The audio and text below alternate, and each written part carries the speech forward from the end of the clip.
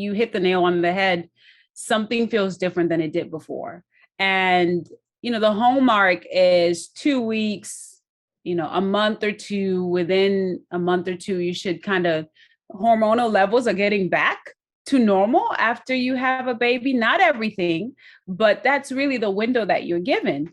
And so when you start to see that things are kind of continuing past what is normal, then you really want to be able to reach out and get help. And whether that means you're being told, hey, there's nothing wrong, it's just the adjustment, that's fine.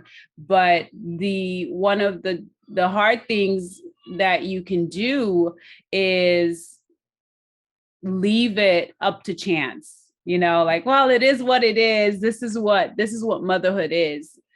There's some people who have made it, but I think there are a lot of lasting. I'm reading a book, The Body Keeps the Score. And it talks about trauma, which I believe motherhood is, for some people, a traumatic experience. And so when you ignore some of those things, you can be okay in that moment. But what happens afterward, there's some things that really still need to be dealt with, that I really believe being able to tackle things head on when we experience them is so important. You kind of talk about this story that you say it's kind of like funny for you now, or kind of like a growth moment for you now, but going to the pediatrician's office with your son when he was first born, kind of like a moment of realizing like, oh yeah, I'm the person solely responsible for this child. Yes, it was my son's birth it wasn't very traumatic, but it was a stressful time because my husband and I were transitioning to a new city. I just quit my job. I was pregnant. And so I was about to have the baby. My mom came to help us out. And his first visit to the pediatrician, we're all sitting in the room.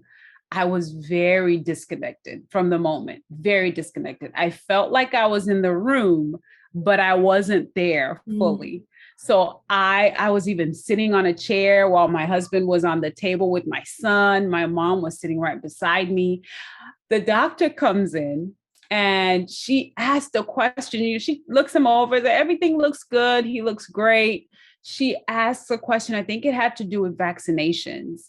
And it probably took like a couple seconds, but it felt like forever. In that I look up in that moment. I looked up, the doctor's looking at me. I look at my husband who's looking at me. And then I look at my mom and she's looking at me. I'm like, yeah, everybody's looking at me. And it was really that moment was the moment that I realized this falls on me. Like, yes, my husband and I will have conversations about the best care for our children, but there's some things I'm going to take a lead on. And this is one of those moments. And I appreciate what my mom did for me in that moment, because I'm the youngest of 4 girls. My mom could have easily stepped up and be like, this is what you need to do. But she really let me have the space that I needed to experience that transition of sorts, to know that this is you.